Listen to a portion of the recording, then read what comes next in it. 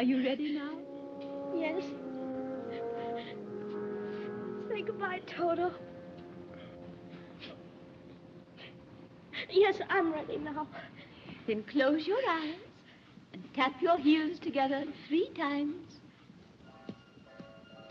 And think to yourself, there's no place like home. There's no place like home. There's no place like home. There's no place like home.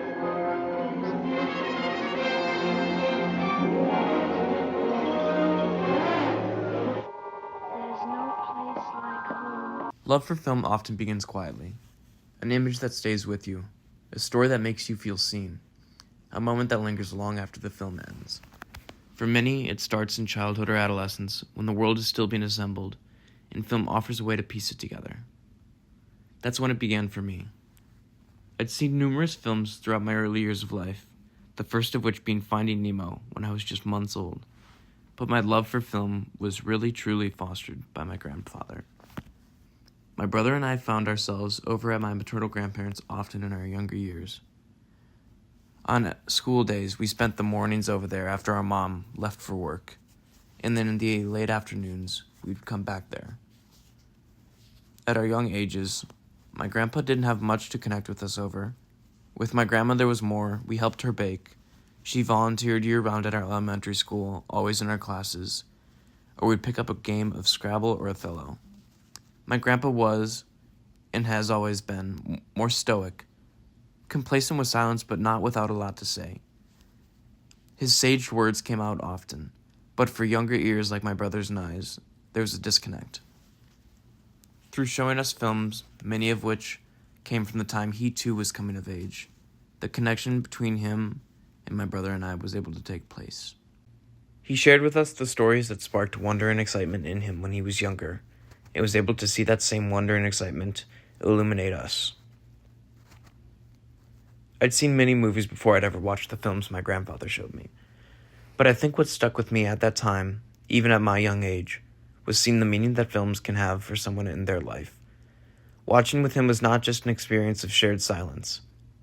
It involved stories of his around each of the films he showed us, where he saw it, who he was at the time, and how each film stuck with him, why he thought to show it to us. The power of film early on to me was its significance as a conduit of connection with my grandfather.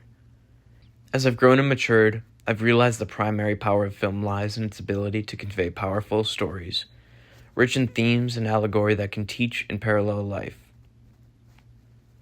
Seeing the films that he showed us as well, I think, fostered my passion for film because of the films we watched. Much of what we watched were films from the late 1940s to the early 1970s. Instead of the sleek, visual effects-heavy films that dominate so much of the film landscape now, we were exposed to films reliant so heavily on practical effects and sets.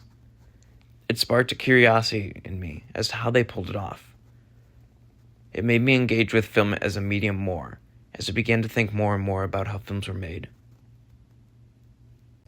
When I look back at how far I've come, pursuing the medium of art I love so much, it will always be those mornings before school, those afternoons after school, or any other time in between that I'll always look back on and remember fondly. My grandpa sharing the stories he found captivating with us, and that ended up captivating me. Those moments that led me to the path I'm on today. To be the next Scorsese, Kubrick, Lynch, or Paul Thomas Anderson. Or to evoke the era of film shared with me at those impressionable ages, the next Frank Capra, Fleming, or Richard Fleischer.